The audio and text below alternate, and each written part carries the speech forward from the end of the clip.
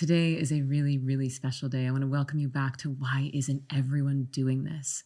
And today I have the deep honor and pleasure of getting to have precious time with someone who I consider a dear friend, someone who I admire immensely. He is the founder of Onnit, which is a globally disruptive brand helping athletes and high performers all around the world.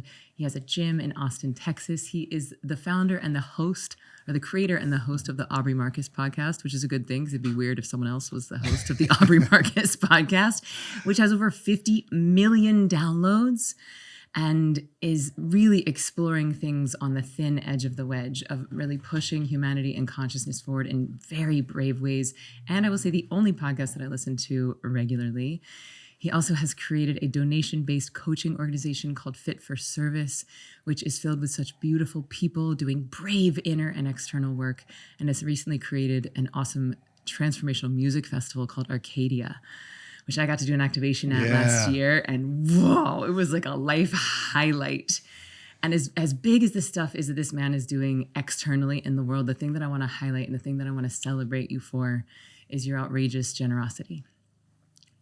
I am so moved by the bigness and the constancy of your generosity. You invited me onto your podcast in 2019. You did not know me. My first book was coming out. I was 4 months postpartum. I was exhausted and being on your podcast. And then you even did an Instagram live with me because we were like, oh, we're in the running for the New York Times. And both things really moved the needle in me bringing my message to the world. You then saw things in me before I even saw them in myself and invited me to come and work very intimately with you and your wife. You invited me to speak at Fit for Service and at Arcadia, which was truly like one of the most cohesive, love-filled, exciting activations I've ever had on a stage, and then invited me with such generosity to stay in your home. And now being here today, like truly from the depths of my heart, thank you, thank you, thank you. Oh, you're welcome, sis. I mean, all of those are the easiest things to do. When you're actually listening to the wisdom of the heart will tell you like what to do. And you have to sometimes filter that wisdom through the eyes of discernment and discretion, because the heart might want to just give everything to everybody all the time, and then you don't have sufficient resources. But I just feel very blessed that I can hear the voice of my heart very clearly, and also see and have the faith and discernment to understand like what is possible. And that's the way I live my life. And there's never been easier choices than all of those things that you mentioned, because I just love everything that you stand for as a being in your being, more than anything that you're putting out. Is just who you are. And so let's go. Let's go. So this is actually beautiful, because I want to hear more about, like, did you hone that skill to be able to listen to the wisdom of your heart, or has it always been there? And that's very much what we wanted to talk about today, of like, why isn't everyone exploring within? In this day and age where everyone's a life coach and everyone thankfully is starting therapy, and we were looking to these external sources. So one of the things you wanted to explore is, why isn't everyone exploring within? And I imagine that is very similar to your ability to listen to the wisdom of your heart. Right. So is it something you've always had, or something that you've cultivated? It's evolutionary, of course. I think there were threads of it, sparks of this thing that would ultimately become the bonfire of who I am, that I could trace back to the early days. But it was the start of my plant medicine journey. When I was 18, just graduated high school, my father set me up with a shaman to go to the mountains in New Mexico. Wait, can we just underline that your father set you up with a shaman? Had he been doing plant medicine doing that work? Okay. So he was connected to Stan Groff, one of the legends in the psychonautics world, both for his breathwork and his work with psychedelic medicines. And Stan Groff had kind of a crew that kind of was working with my father, both doing breathwork and using psychedelic medicine. So one of the shamans in that cadre, she was available to see me as a rite of passage, as an initiation, just coming out of high school. And coming out of high school, I had no spiritual beliefs at all. Actually, I had the antithesis of spiritual beliefs. You're atheist, yeah. Aggressively. A lot of atheists are aggressive.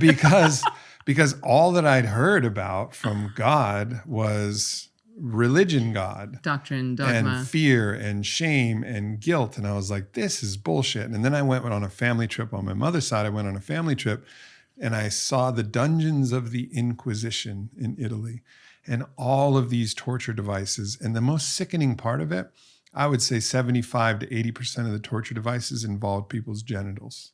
Oof. Right. And I was like, what the fuck? And so with that, I was like, this is such bullshit. It's perpetrated such evil. Like, blah, blah. I got really kind of fired up reading my Christopher Hitchens. And I was like, let's go. We're going to tear down organized religion. Exactly. I was like, this is the way. So my dad was like, great. Why don't you go have this journey? Why don't you go ahead and find God in another way, son? And I was like, I was into it. I really respected my dad, and I was very curious. Even everybody in my family instilled this thirst for knowledge. Like, how much can we know? How much can we learn?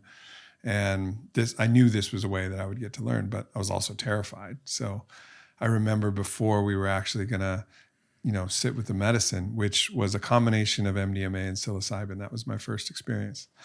And I grabbed a rock from out there it was a river rock, and it was very smooth. And I was like, as long as I hold this rock, I'll know I'll still be here. I was like fucking terrified. And went into the ceremony, and I felt my body evaporate, and even my breath slow to a point where I was no longer conscious of my breath. And all that remained was consciousness. But really the best word I had for it at that point was like, oh, this is my soul. And then I was like, well, if there's a soul, maybe this religion thing didn't have it all wrong. And so that started the path of like, actually, I got to find, my mind was like, no, none of this God stuff makes sense, none of that. But inside myself, when I went in, the interoception of going in with the medicine, then I was able to find that, oh, there's spirit, there's consciousness, there's a soul that lives in as me and through me. And so that was the first time where I started to really learn about myself and understand that I could shift my perspective to see my own actions, to see who I actually am. And it's been 24 years I've been on that journey. Whoa. And so how do you know, like, that you want to explore with another medicine? Does the medicine call you? Does an opportunity arise? Or how does that work? There was a period where I was like just radically into psychonautics, exploring for exploring's sake. Mm-hmm. So if there was something new and there was something novel and I hadn't done it, I was like, that's for me. And I think that was really valuable. It wasn't that I was called to I was called to all the medicines because I wanted to know what they were capable of and what they were doing. So like a chef has to try all the ingredients. Exactly. Mm-hmm. Like what are all of these things? How do they work? And that was a big driver for me, I think early, was to just experience all of the things from the lineages that carried that wisdom tradition and the medicine. So if I was going to do a boga, I went with the Bwiti shaman. If I was going to do ayahuasca, I went with Quechua shaman. How did you get access to these people? Because there's access to medicines now more and more, but not so much access to like the people that have been holding the traditions. Right. There wasn't the demand that there is now. Mm-hmm. And there weren't that many options, but I had enough good roots in the community, that I was able to kind of suss it out and also use my intuition, also get lucky. And sometimes, I didn't pick the right person. It wasn't like I had 100% track record of that's the right person, but I feel very blessed that, holistically, whether I sought them out myself, found them on accident or was guided to them, I've had some amazing teachers. My first ayahuasca experience, my first and only ayahuasca journey was in a McMansion in Tampa, Florida. It was like the Real Housewives do ayahuasca edition, which I always imagined I would be in Peru. And so I just think there's something to that of like connecting to the tradition keepers of the medicine. If you're going to visit this venerated sage, this wisdom keeper, if you're going to visit the grandmother, go to her house. Yeah. Don't make her come to you. Like, go to her house. Go see mama at her house. Yeah. Like that's that. There's something to paying respect for that. So all of my first journeys were in Peru. I usually do most of my journeys now in Costa Rica, but I've done them here stateside subsequently, and it can be incredibly beautiful. It's not like it requires that, but there's something very beautiful about making a house call. Yeah. And actually it feels like a bit more of an initiation, and that's something, even though I'm a person who identifies as female, For years, I read this book called Of Water and the Spirit. Have you ever heard of this book? No. It was written by this amazing man in Africa. He grew up in a pretty small tribe, and he was kidnapped by French Catholic missionaries and taken thousands of miles away from his family and his home. And he was taught French and Catholicism and English. And at about 17 years old, testosterone's kicking in, and he was like, this is not it. Pushes his priest out of a 3-story window, jumps out after him, and then runs, just starts running, and finds his way back to his tribe in Africa, like some internal compass. He's now almost 18, but they're treating him like a child because he didn't go through his initiation ceremony. Right. In their eyes, he had not become a man. Right. And the gift that he's given us is that he then got to write about these amazing initiation ceremonies, like jumping through fire, meditating in front of a tree for 10 days, killing a lion with his bare hands, like these rites of passage. And I don't think that we would have had the same window in if someone had experienced it and then learned English, right? And so like, and ever since I've read that, it feels like we don't have that anymore. We don't have those initiations or rites of passage anymore. And I think that our society would be different if we did, because then there's no proving. I don't have to prove that I'm a man. I don't have to use my power to sublimate the feminine because I've already proved it. So I'm just curious, like, did that feel like an initiation for you? Absolutely. Every one of these things is an initiation. And I think it's a tragedy that it's not a formalized initiation. Yeah. So one of my favorite books of all time is Aldous Huxley's book called Island. And in the book Island, he sets up a utopian society that lives on an island called Pala. And it's all of Aldous Huxley's, who's a pioneering psychonaut, one of the most incredible minds of, the 20th with century. Psychedelics? Or with with psychedelics. He particularly liked mescaline, but he was, into a variety of different things. He wrote the book, The Doors of Perception, talking about the psychedelic experience, intuited that basically the brain was like a radio receiver, and actually what was normally happening, which now we call the default mode network, was actually filtering out all of the information. And then psychedelic medicine was opening the blinds to allow us to actually perceive more. It wasn't implanting anything. It was just like opening the windows, like what else is out here, which is still to this day, like the dominant theory about what's happening with psychedelic medicine is you're just tuning in to the field of what's possible instead of having the cognitive limiting device of your brain and your default mode network controlling things. So he writes this book, and the book's called Island, and it's a fictional story. And in this fictional story, the kids all go through an initiation, and the initiation is a difficult rock climb up a mountain to a cave where the elders of this initiation lineage would serve them in the story. It's called moksha, which is the medicine. It's the psychedelic medicine. So they'd go into this cave, and they have idols of archetypal representations of the divine feminine, divine masculine. You go into the cave after climbing this strenuous climb, and you do medicine. And that was one of the initiation rituals. And it was formalized in this fictional culture. And I think that's something we're deeply missing, because we can find an initiation by going out and doing these medicines like I did, and it works. Like the initiations have happened, but there was never a formal moment where it was like, this is your initiation, and then all of the right words and all of the right ceremony. Or the preparation, or the integration. Exactly. Or the acknowledgement from the people around you. Yep. Right? So this initiation topic, I think, really has the power to be quite transformative in our society. Like, do you see, there's football for women who give birth, or people who give birth, like childbirth is an initiation that's pretty common. Yeah, but is it treated like an initiation, or is it treated like a medical procedure? And like a sickness. Yep. And we don't that's the thing. Like, that is such a beautiful, golden opportunity to make an unbelievable ritual out of one of the most sacred, if not the most sacred thing that ever happens. All right, let's make it that sacred, actually, and make a real ritual out of it. But of course, we are actually making a ritual out of it, but it's one of the dark rituals, the ritual of empire, the ritual of big pharma, the ritual of big medicine, the ritual of commodification of the self for money. All of these other rituals, we're actually worshiping the scientism and the kind of forces of empire by how we're doing it in our unconscious way. But let's, really, it's an invitation to like take back control. Even if you do birth in a hospital, you can still make it a ceremony. You can still make it a ritual. And I think this idea of like create your own rituals, create your own ceremonies, create your own initiation, that radical permission, that's something that I really stand for as well. Yeah, I did my best. I had a 4-day labor, so I had plenty of time. But I had signs on the door that I was like, please only come in if it is absolutely necessary. Right. I had electric candles in there. I had incense going. And I had this one nurse who I loved. And then she went off duty because, 4 days.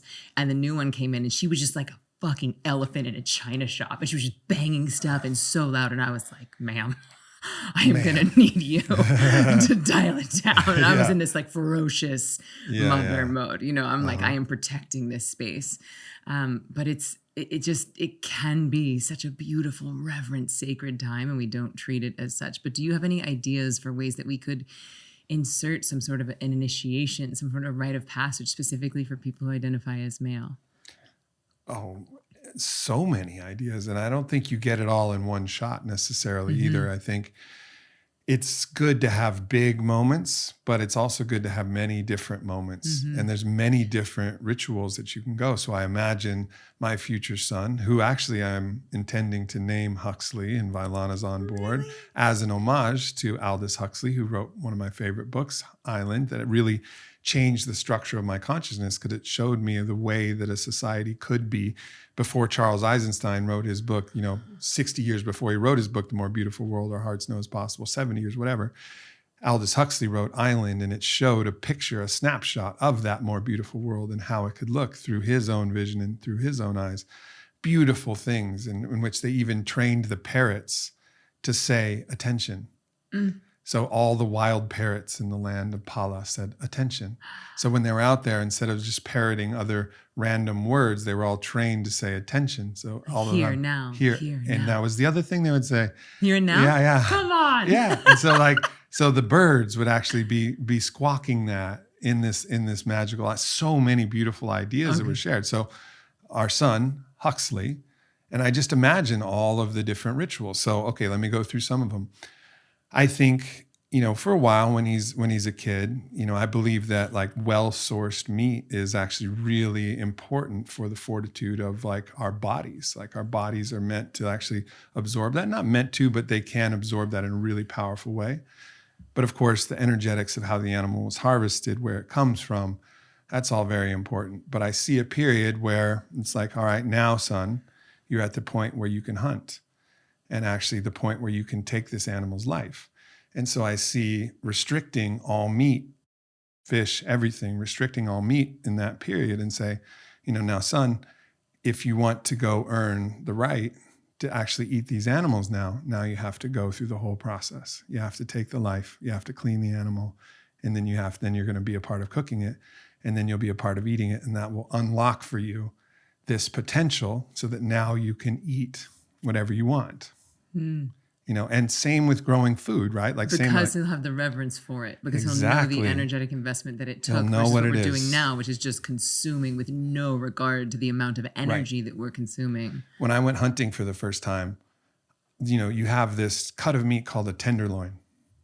Tenderloin, delicious, moist, soft meat. Why? Why is it the tenderloin? Why is that meat softer?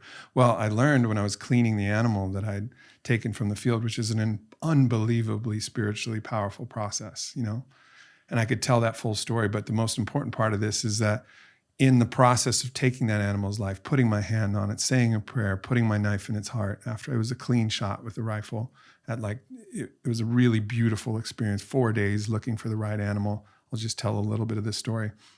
This black buck doe comes and about 260 yards away, runs towards me. This is after 4 days. I thought I wasn't going to get an animal. Runs towards me, turns broadside, and presents it's like the perfect shot. And I was like, oh, you're the one. I just knew it. I was like, oh, you're the one. Took the shot, deep breath. Took the shot, clean shot. One gallop, and then it falls. And then intuitively, I just started running towards it because I didn't want it to suffer and I wanted to be there. And I put my hand on its head, and I saw that when I put my hand on its head that porcupine quills had gone through its cheek and was actually piercing into its eye. So this animal was in constant pain. And I could see the inner secret wisdom of the universe, of the goddess, that said that animal knew that if it just ran this way towards me and presented itself, I would be able to not only have my own initiation, but end its suffering. Like the quill was in its eye before you shot it. Yes. Oh. Yes. It'd been living with that the whole time. So this unbelievably powerful moment, I found the soft spot between the ribs. I could feel the heart still beating fast. And I just plunged my knife into its heart and said a prayer and just started weeping. And then we carried the animal back and then strung it up, skinned it. That skin is still on my altar. And then when we were quartering it and then preparing the meat, it was like, okay, here's the tenderloin. Well, the tenderloin was on the inner thigh of the animal. Now you imagine an animal, it's all haunches. All of the movement, the big powerful movement, the jumping, the galloping, it all comes from the posterior. The interior that's for like change of direction, cutting, and actually moving the legs closer together. But that doesn't happen that often in the wild. It's important they have that muscle, of course. They need to be able to close their legs if they want to, but they don't use it that often. So it's not tough, it's not strong. So you could feel the different textures of the muscles and understand this isn't just tender meat. This is this muscle from this animal. And that changed the way that I look at food fundamentally. This feels like an important initiation. Thank you for that. Yeah, and that's just, one of them. There's many different initiations, and I'd happily talk about some of the other ones that are kind of planned for Huxley as well. I love that you're already planning for your son. I'm curious because I know that plant medicine and psychedelics has been such a big part in many initiations over time. And so what would you say to someone who has never done any sort of psychedelic, any sort of plant medicine, that this feels foreign, that maybe they've grown up with conditioning that's like, that is devil work, that is, you're going to lose control. We don't know who's going to come in when you open yourself up in that way. Like, what would you say to someone that's just starting or curious or even scared? I always recommend that you start with breath. Because if you take breath and you take it to actually its full potential into the shamanic breath work, which is beyond even like the Wim Hof breathing, which is more about the physiological effects, although you can enter altered states of consciousness. But to take that shamanic breathwork ride where you actually go to the point where your consciousness starts to dissolve, very much like my medicine journey, and then the somatic experience of all of that trauma starting to shake out of your body, all the tears that are uncried, all the grief that you haven't wailed into the sky and into the earth, all of the rage that you haven't expressed, all of that comes through. That's a great place to start because it gives you access to altered states of consciousness. But guess what? If you want the experience to stop, just slow your breathing down. Yeah. Like you can take your foot off the gas anytime you want. And so getting used to that first is always the place to start. And then from there, maybe you go into a sweat lodge, where the door of the Inipi or the Temescal closes and there's just heat and smoke and prayer and darkness. And be there with that. And that's a psychedelic experience. Like really what I'm a proponent for is not necessarily psychedelics, but psychonautics. What's the difference? Psychedelics are the medicines that you take. And some of the medicines aren't even technically psychedelics. Heart medicine is not a psychedelic. Ketamine is not a psychedelic. There's not we call all of these things psychedelics, but it's not actually even accurate. Psychonautics is about exploring, like astronauts. They explore the astral, well, not the astral in the spiritual sense, but the world of stars in the universe. Psychonauts explore the world of the psyche. So they actually go in and explore what's inside. And that's the thing, like, why isn't everybody doing it? It doesn't require that you take any exogenous substances or medicines. Meditation is a practice of psychonautics. It's actually learning about something that's inside yourself. So that's the first place to start. And then also fundamental superstructure, changes about how you understand the cosmos, to really understand. And I say this quote a lot, but it's Rumi's quote, that you're not a drop in the ocean, you're the ocean in a drop. So everything that you might perceive, these energies are going to come in, those energies are already in, baby. They're already in you. Yeah. All of them are in you. So if you're worried about it, it's just a matter of resonance. It means that you're resonating with that, and then get curious, why am I resonating with this dark energy? What fear do I have in myself? So when I see someone going through a process, in breathwork or in a medicine journey or something where something actually literally looks demonic that comes out, the way that my superstructure is from my own 24 years of journeying and understanding the world of polarity, and I recognize that as just an unintegrated part of the darkness or the shadow self that someone has. So instead of saying we need to cast this out, which then just further deepens the darkest cut of the shadow, it's, welcome back to the garden. Like you're welcome here. You're welcome here. And so with that, there's just no fear. Like there's so much fear. And to start to soften the edges of that fear. And again, this kind of Judeo-Christian Catholic perspective about this is good, this is bad, all of these kind of ideas of strict polarity and duality, to understand that we're all the good and we're all the bad. We're the place where the demon and the Buddha meet. And that's the truth of it.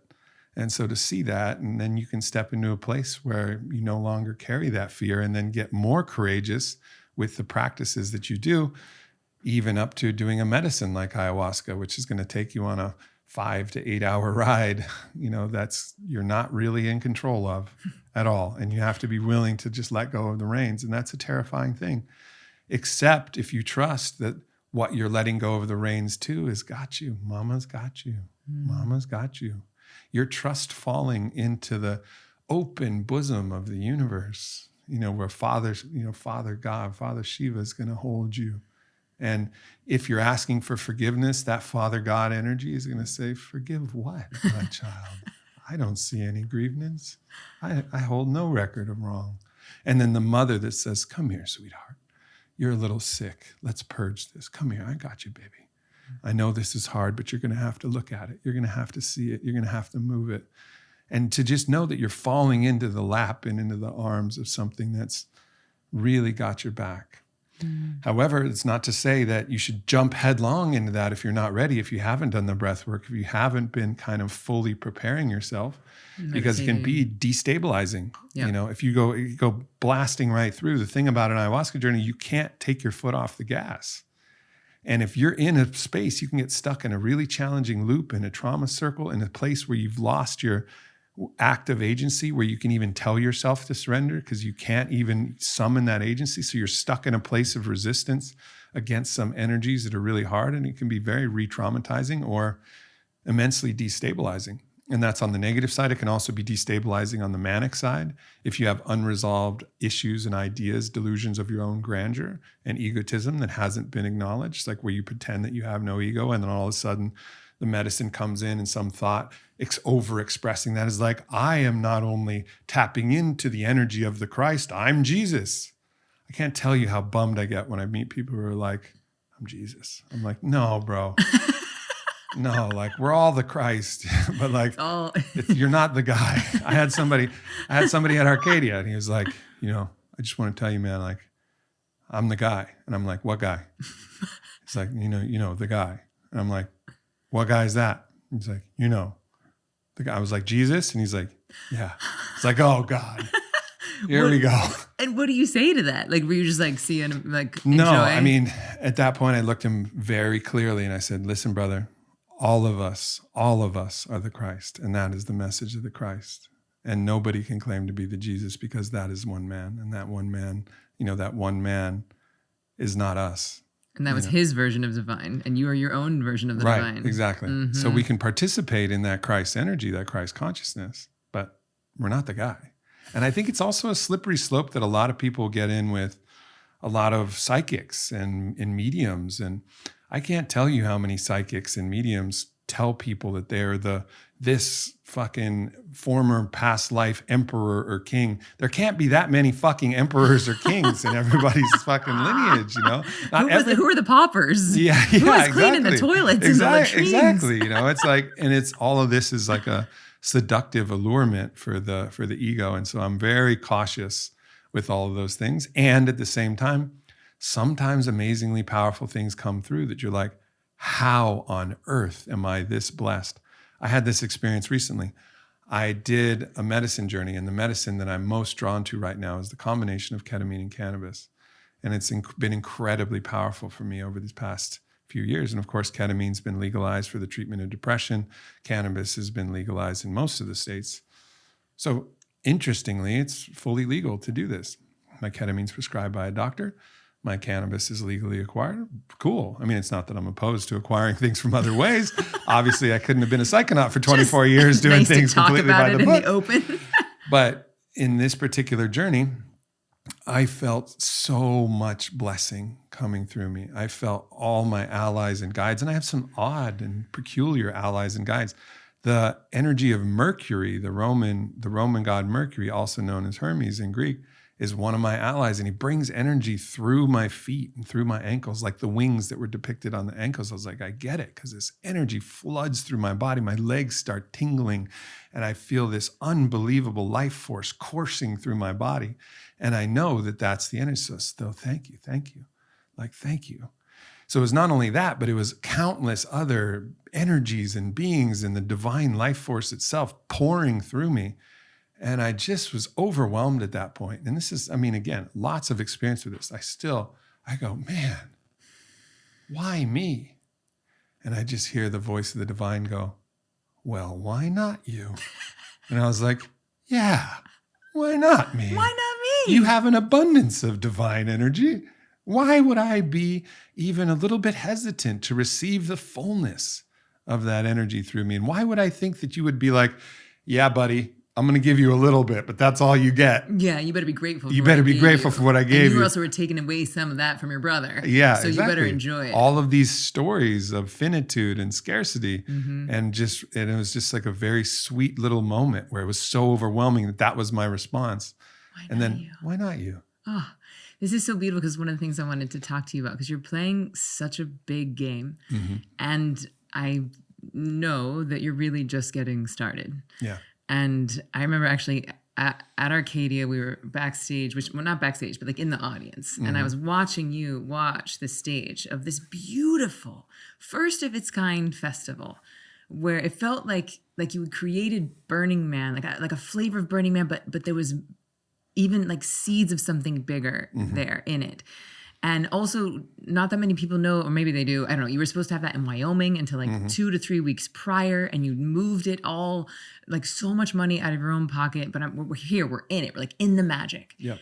And I, for whatever reason, like, and this is obviously my interpretation of your experience, so you can validate or deny. I imagine it's quite accurate. But it's as if I could see the grid like above and below you. And for the first time, I was able to sort of sense the magnitude and the grandeur of just how big the game is that you are playing. And it's very exciting to me. It's very exciting to me, because I know the purity of your devotion, like your devotion to the divine, specifically your devotion to the goddess, which does not necessarily mean female. But I'm curious what you would say to people who are afraid of their own power. People who, have some tall poppy syndrome, or think that if I really step up that I'm going to lose my friends, or that people will be jealous of me, or who am I to step into this? Like, can you speak to someone who wants to and knows that they can, but isn't yet fully inhabiting like all that they are?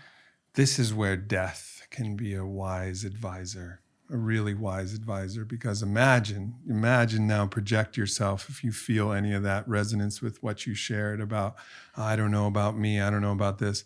Imagine you're at your final stages on your deathbed. Imagine looking back at your life. Are you going to be like, good job, man, or good job, girl, you really played it small. Like, thanks for that. I'm glad you really toned it down. Really kept it safe. Like, good work. We got 1 or 2 more months of mediocrity. But you know what? And let's just keep it small all the way through. Let's make sure you don't express anything too loud on the. No. You want your eulogy to be like Aubrey Marcus, safe and small, meek. Is that what you want? No.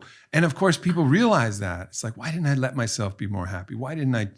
It's all of the things that we didn't allow ourselves to express. So in the proximity of death is truth. And in that truth, you can actually fast forward yourself to see like, okay, from my position of death, and maybe even beyond the deathbed, maybe in that place where you've left this body and you're looking back on this life you've lived as a collection in the whole array of the many lives you lived. And what do you want from that life?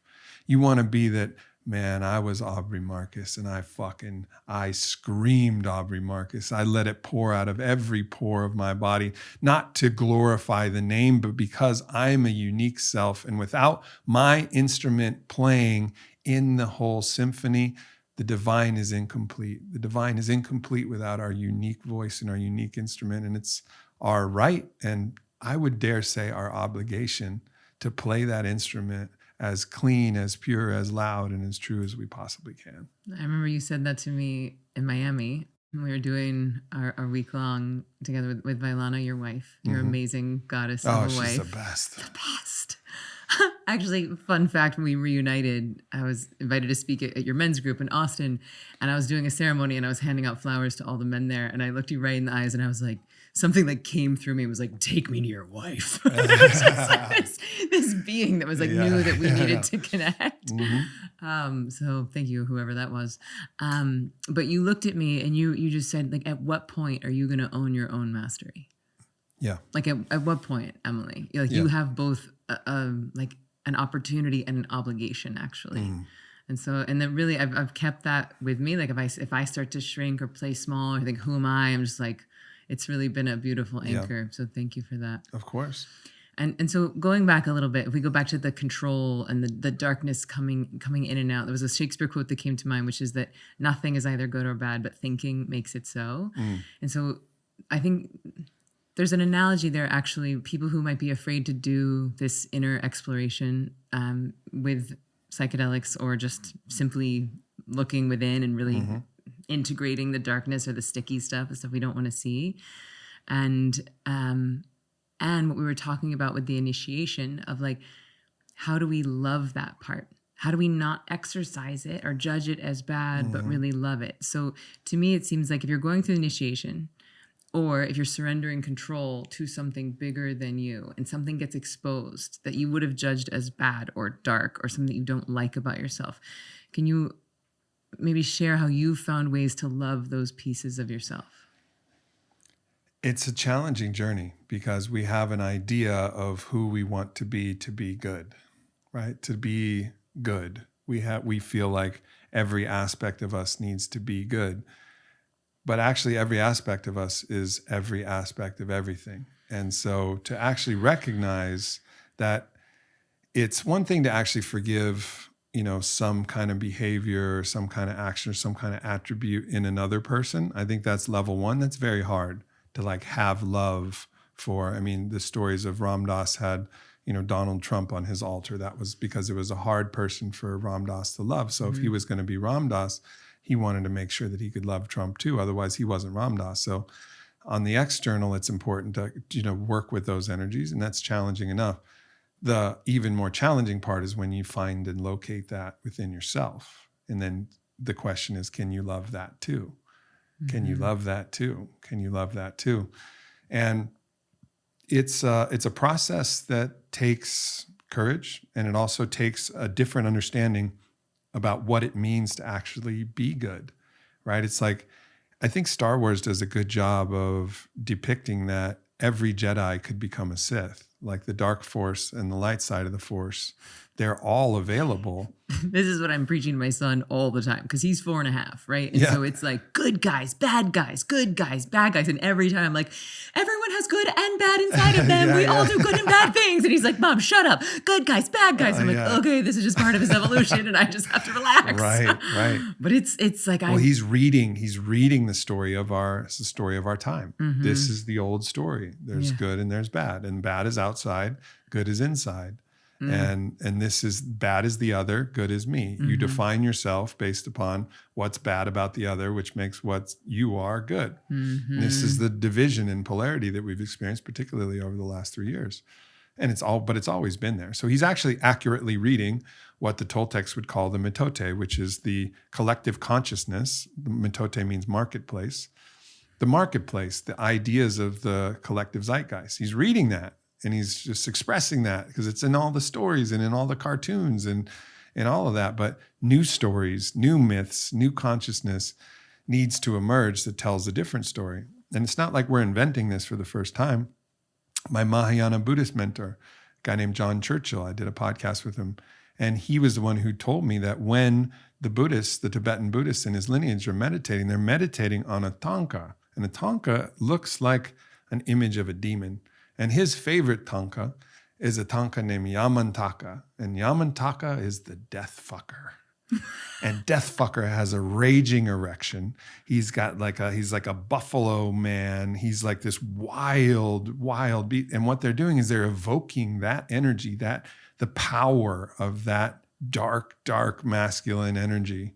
And they're bringing that, drawing that in, and then synthesizing that and transmuting that into their full life force energy. And then that's where the Buddha meets that energy. But it's actually a process where they're meditating and actually identifying with those primal energies of that one that looks at death and says, come here, sweetheart, I'm going to fuck you open. See how hard my cock is? Come closer, right? Like that power. And that's actually, so that technology of recognizing that within yourself, it takes some time. And I've been tested in that to be shown all of the different dark nooks and crannies of myself. And to not flinch and to not shy away and know I am all of that. And what I choose to express is the nature of who I actually am. It's not because I'm fundamentally good or bad. It's my choice. And I get to choose to be what I want to be. And, it's very difficult to actually choose to be a Sith because you have to keep a wall of delusion up. That the delusion being that you are not me living a different life, right? Like you have to justify or degrade or dehumanize the other. Someone else that you're hurting. Someone else that you're hurting. Mm-hmm. You have to play that game. So it's actually a little bit more difficult to play that side, but that's why I think good always wins, right? Because it doesn't require delusion because it's grounded in truth. So all of those stories like, good always wins in the end. I think that mantra is actually accurate because it has an inherent advantage in the long run is that it's grounded in truth. It's grounded in the idea that we are all of the same source wellspring of life itself. But for me, just understanding that my choice to express how I want to express is enough. And it's not because I'm not bad. It's because I'm choosing to act in this way, bound by the values and truth and the love that I actually feel. Well, it feels like that's the thing, that the love can transmute the fear. The love can consume the darkness, but the darkness can't fully consume the love. No, that's right. And so it's that's right. Yeah, it's just which there's it's actually there's an inherent advantage to good because love is the substrate. It's Eros, it's Shekinah, it's the force. So speaking of Eros, which I'd love for you to define for us, but we've been talking a lot on this just because this is the thing that I'm really stoked about these days, is sacred sexuality, transmuting your creation energy, this erotic energy that's alive inside of all of us, and then using it to fuel the life you really want to live. And then what's really exciting to me is creating a huge collective antenna and a lot of people birthing this new earth that our hearts know is possible, right? What Charles wrote about in his book. And most of my guests on the show so far have been people who identify as women.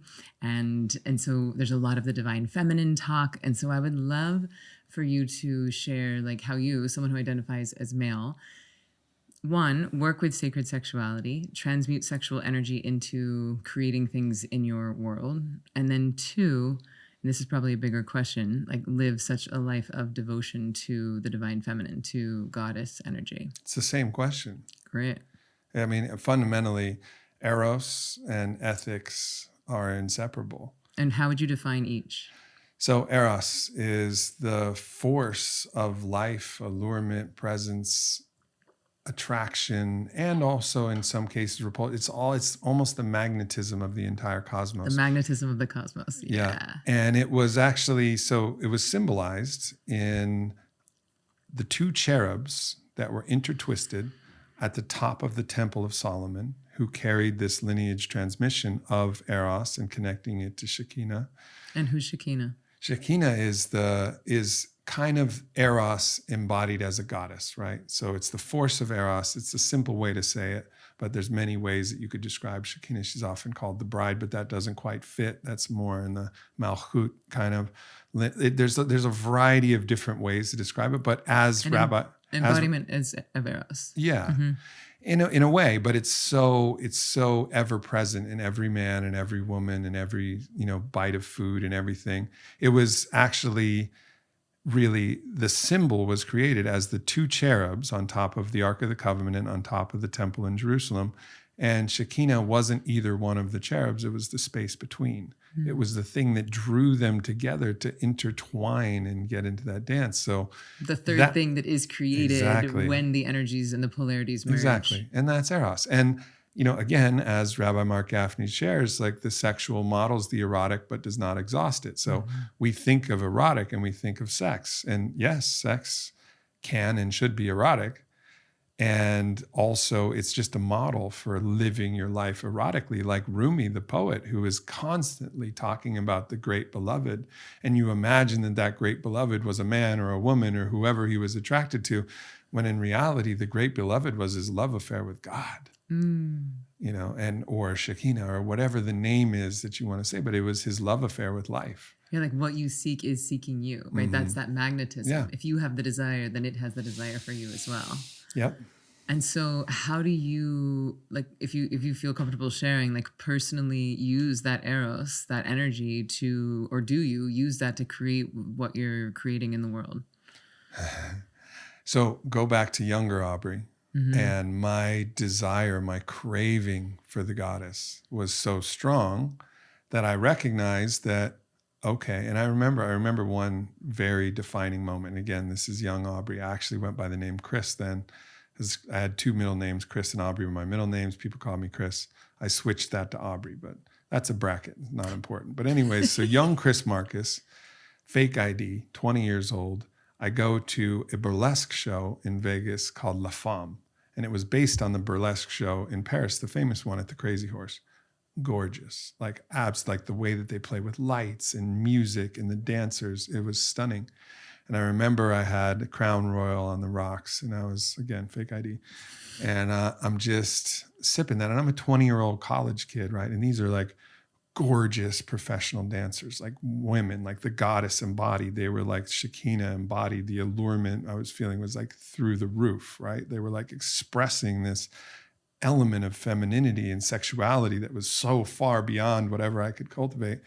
And I was like, man, how on earth would I get a date with one of these women? Like, how do I become a great enough man that they would say yes if I said, hey, you want to go out? Like a goddess of that kind of power, of Vailana. Like, how could I be the man that the Vailana would be like, yeah. And so I saw the world. I looked at the world and I saw, like, all right, what does the world show me? What is the world teaching me? Well, you need to have resources. You need to have personal power. You need to have a variety. You need to have a healthy, strong body. You need to have all of these things that are still a part of what I am. But it was very much focused. So the Eros, my desire to actually be and meet a goddess of that level. And again, I didn't talk to them. I don't know how they were in conversation or whatever, but that's the energy I felt. The energy I felt from them. The power. It's like, I will do whatever it takes to be the type of man that could be with one of those women, whatever it takes. And that was not limited to one thing. I didn't say, I just got to get the money. Or it wasn't like Scarface, or I just got to get the power. It was like holistically, across the board, intellectually, my humor, my kindness, my love, my ferocity, my wealth, my influence, all of that needs to be in line. So that drew me forward in a fundamental way. And there's still aspects of that draw me forward. I'm not going to say that has left. It's been included and transcended. But the first pull of Eros was the pull to my greatness so that I could be a match for the goddess, which I wanted so bad. So beautiful. It's a really empowering reframe on something that there's so many ways to shame that as lust or proving, or you don't believe that you're enough. And so you have to, like, there's a million ways you could warp that, and you haven't. Like, you can see the purity in that. Yeah. And now I'm curious, the work that Vailana and I were doing, and this work of like actually transmuting sexual energy into manifestation, the creation energy itself and manifesting with it. Is that a practice that you do actively? So the way that I see it now is I see that Eros is the reason why I even care. It's like it actually gets me still in a different way, not to care because I want to match with some. I'm already matched with the goddess. I've succeeded that, and so I've included and transcended that. But when I'm charged with Eros, poetry falls from my lips. I can see things that I wouldn't normally see. I have more courage to take a stand. So the way that we use it in our relationship is, she knows that if she fills me with Eros, she packs my body full of Eros, that I will go step forward as the king that I am and actually create good for us and for the world. And so it's really about like tapping into that place, filling me up, and then allowing all of that to move through me. It's like charging my whole being, and then everything disseminates throughout the whole kingdom.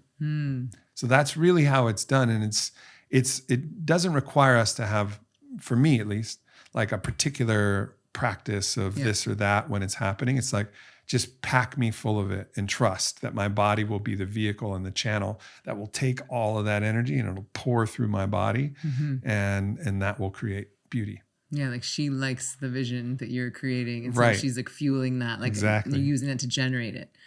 And so what would you say to people who identify as male and who are wanting to get into sacred sexuality or even like devotion to the divine feminine? Like, how do you do that and still, because we've been so, patriarchy is all around us and pussy's like the worst insult you could call someone. And they're just swimming in this old paradigm.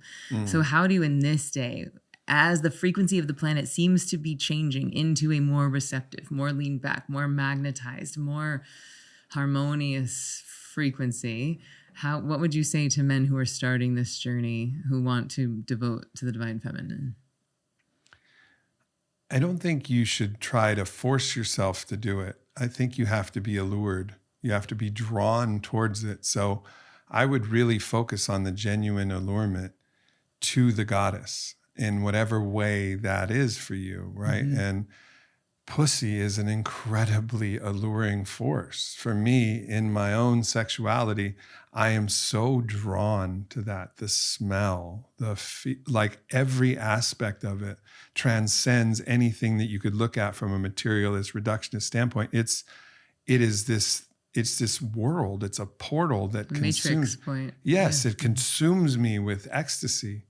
When I can smell it still on my face after a lovemaking session, I'm still in heaven and I don't want to wash my face. It's like in that type of love for that aspect of the goddess, and there's many beautiful aspects of the goddess. And I have a recent, real sister that I made like a deep friendship with, no sexual energy at all there, but there's many different ways to relate to the goddess. And so I don't want to isolate it to this, but if you're talking about sacred sexuality, find that point that you're the most allured to. And maybe for you, it isn't that.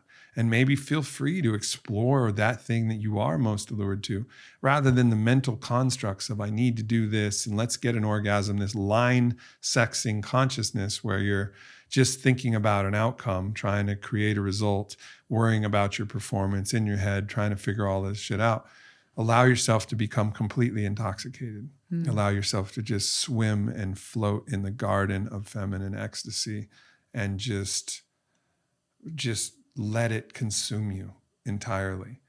And then that's the place by which you can start, some real reverence in for that aspect and expression of sexuality, and then extend that out to the entirety of the being. A woman is not just a pussy. She's every aspect. She's her heart, her mind, her spirit.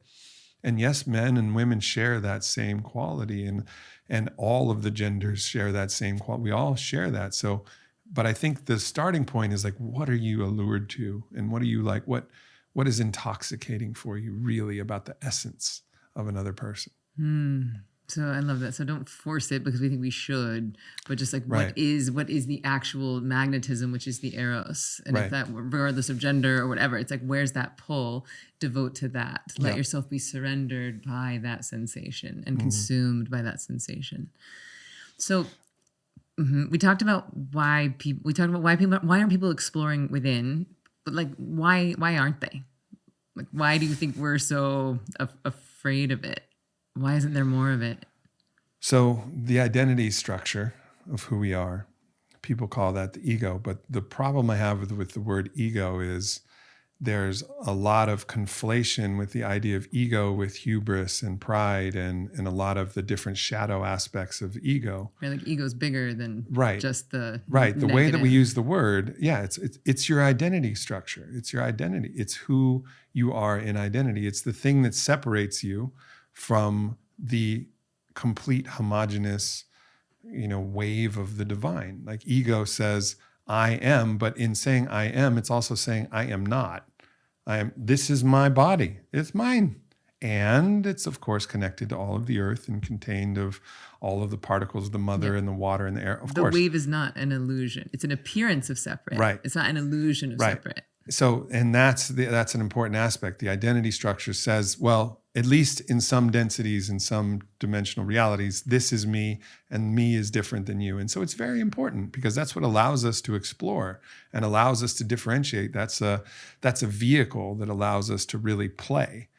So, but the problem is that the ego can then become an entity in and of itself. And that entity cannot evolve very well unless the way that it evolves is much more like the phoenix. It's much more like a caterpillar evolves into a butterfly, which is it turns into goo and then it sprouts wings, or it turns from a bird, it goes to ash, and then it gets its fire wings. This is how the ego has to actually evolve. It has to molt. It's very difficult for the ego to change in micro ways. It's very stuck and stubborn. So when you look within, you're threatening to kill this identity construct that you have. So you're facing death. So deep is compassion for those who are afraid to look within, because if they see within and they see that, yes, I am this ego, this identity construct, but I'm also all that is. I'm also the embodiment of Eros. I'm also connected to all things. I also have a soul lineage where this is just one life in the advent calendar of who I really am. You start to see that, and then all of a sudden, that identity complex, that structure, it has to die. And so when you're asking somebody, why don't you look within? Why don't you change? You're saying, why don't you just die? That's really what we're asking people. Why don't you just die? Well, dying is scary. You have to face your biggest fears, go into your darkest pain, the most embarrassing, and then dissolve into goo. Yeah, and that's really what it feels like. And people will defend their identity structure. And they'll defend it as if they were defending their life because they're actually identified with it. So their attentional system is fused to their identity. And as it's fused, their whole being is fused to that. So anything that challenges it is a threat. So this to me feels like why meditation is so important as like a precursor and as an integration tool to this work, because every day, twice a day, then you are transcending the left brain and connecting to the right. You're transcending the identity and connecting with the thing that lives beyond the death of the body. So if you're doing that in microdoses every single day, then when we do it in some initiation of a medicine ceremony or an actual facing of death or dissolving into a lover, like you're prepared at least to some degree. Like you've practiced it. Like you at least know that there is an ocean beyond just this wave. So I'm curious to know like what your meditation journey has been like. Like I know we've danced in some parts of it, but I know your meditation journey is very vast. Yeah. So can you feel into like who you were before you started meditating versus who you are now and how that journey has changed you? So, I think there's kind of a school of thought, and that school of thought is that if you reach these altered states of consciousness with anything other than meditation, you're cheating.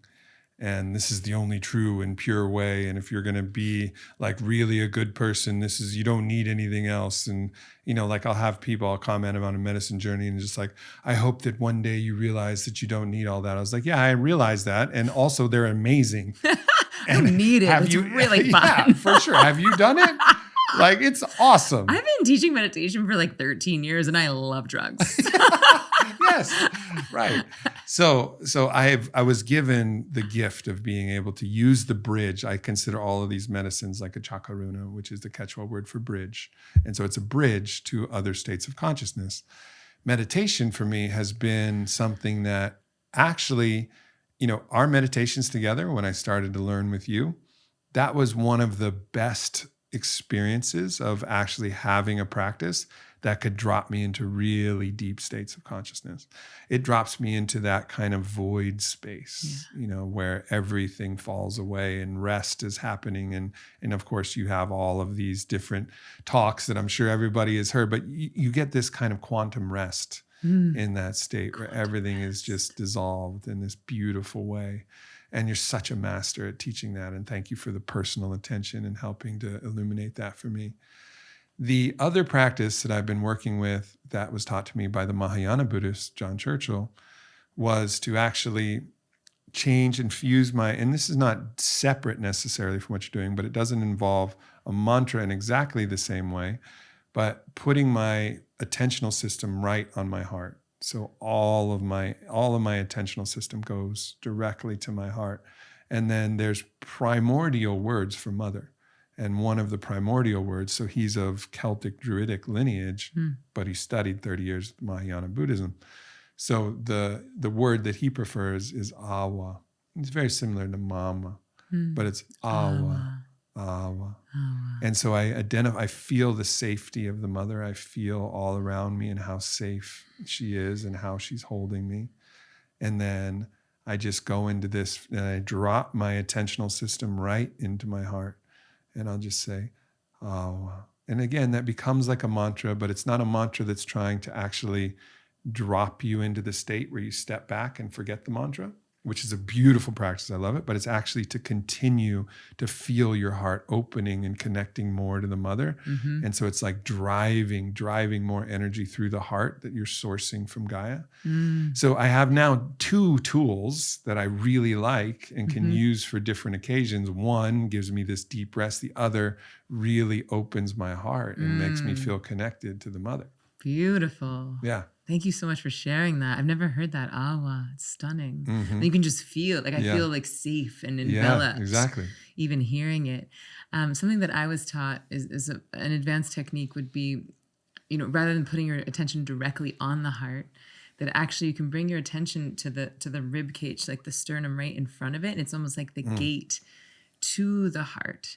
And it's like you said, if you're going to go see the grandmother, like go to her house. Yeah. It's like if you want to go to the heart, like go, maybe don't enter the house without her permission, but just go right outside. Yeah. And like, what if we bring our attention there and then let her expand, let her envelop you, which is also like the states of intimacy. Like if we skip steps of intimacy, right. I'm like, hey, do you want to sleep together? And you're like, what is your name? You have the opposite effect of retraction versus if we, just gradually bit by bit deepen and invite.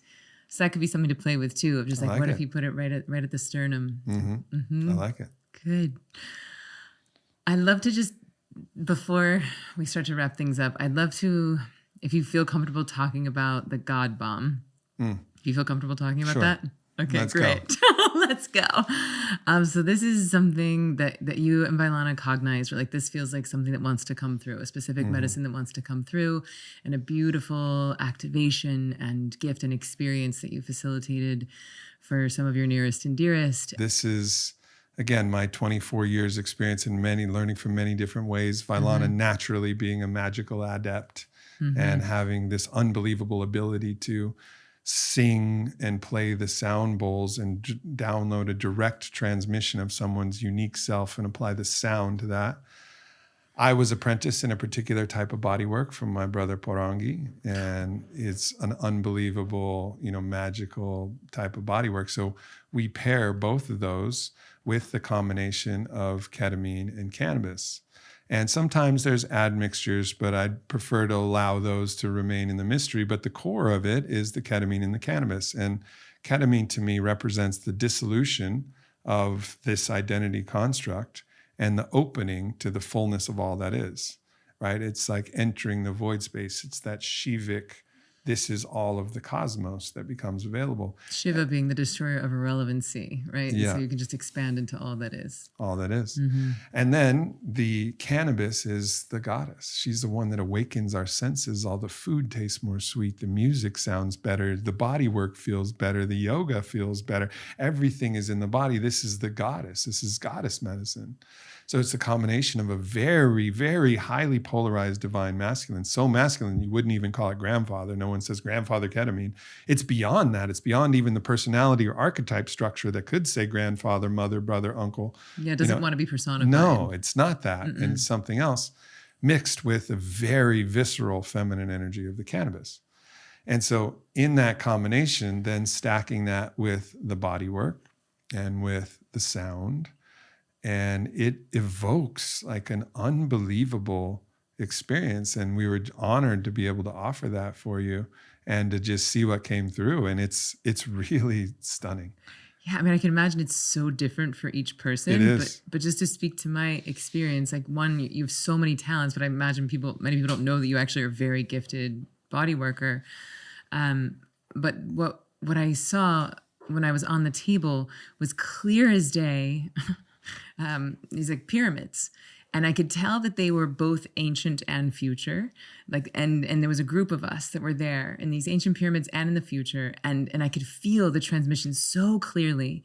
And I've always had a connection with Egypt. Even in middle school, in eighth grade, they asked me to teach the sixth graders ancient Egyptology. And I was like, this seems unusual to ask a 13-year-old to teach 11-year-olds. But now I'm like, oh, right, because I was there.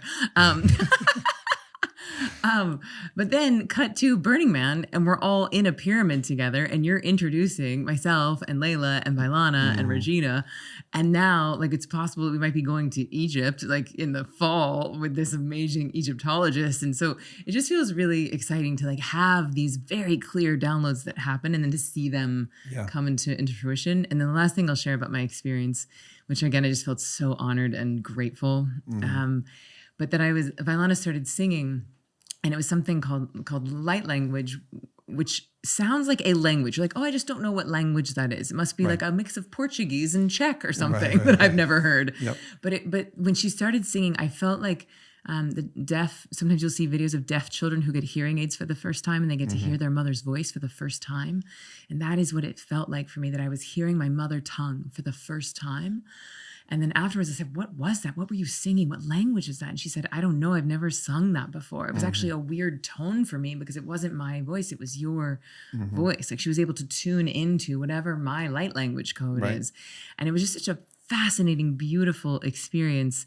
And I guess I just want to say, like, thank you for receiving the download, and thank you for gifting that to me. Well, it's absolutely our honor. And we've facilitated this now, probably close to 30 times in different people. And again, it's very unscalable. And it's me and Bailana spending a full 5-6 hours with somebody, so this is not something that we can scale, and it's our unique energy in medicine, but the reciprocity is built into it, because in that space, we share this psychic space in such a way that I actually get to learn from the book that I'm reading of whoever's there on the table. And I'm constantly, learning and learning and learning what different codes and frequencies and ideas and energies and what things need to be healed or transmuted, where the body is storing things. And it informs me. So it's like I get to go to the great library of,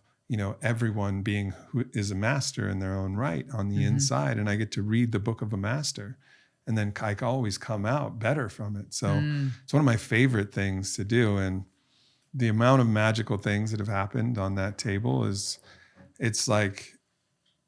indescribable what I've experienced in facilitating for some, really remarkable people. And again, it is very, very different for every individual. But that's the beauty of it, because everybody's got a different book and a different chapter of the book. I'm not even saying that I read the whole book. When we were there, I was reading a lot about ISIS from you, a lot about ISIS. And I'm pretty sure you almost levitated off the table at one point. You became so light. I felt like I was carrying an albatross or something. What's an albatross? That's a big bird. I mean, like that's what it was like. Wings. Yeah, just huge wings. And it was like, oh, wow. You're like everything just lightened in the energy. And whether actually you were lighter or actually that's just the way it felt because of the energy. I mean, all right, we can have our debate about that, but it genuinely felt like you were about 14 pounds when I was holding you on the table there. And And that was just a beautiful experience of you stepping into that energetic resonance. And to my experience, changing the density and actually the weight of your entire body, which may be an old, forgotten, lost technology, the ability to change your resonance and then change your density. Who knows? It's an interesting world. Well, I would say that certainly was an initiation for me. And then like sort of outing myself in this new realm of work on your podcast, the whole thing was quite its own initiation. Yeah. So thank you for that. You're welcome. So last question before we close is, where do you think we're going as a species? And how do you think we can, or perhaps, dare I say, should prepare now? We're coming to a point of resolution where actually everything is going to actually meet all of the old ideas, some of the challenging and detrimental ideas that have perpetuated, through the origins of empire, this desire to control, to keep people, restrict their access to their own personal power, to their sovereignty. So that's how you define empire, the desire to control and restrict access to people's own sovereignty. Correct. Okay. Yeah, empire wants drones, empire wants stormtroopers, empire wants faceless, defaced people who are slaves to the system that puts certain people in extreme power. Right? Like that's the idea of empire. It's extraordinarily hierarchical, in which all of these other people serve me, the one. It's the actual expansion of the detrimental aspect of the ego, or the shadow aspect of the ego, which wants to be better than everybody else and wants everybody to serve it if unchecked, if disconnected from the field.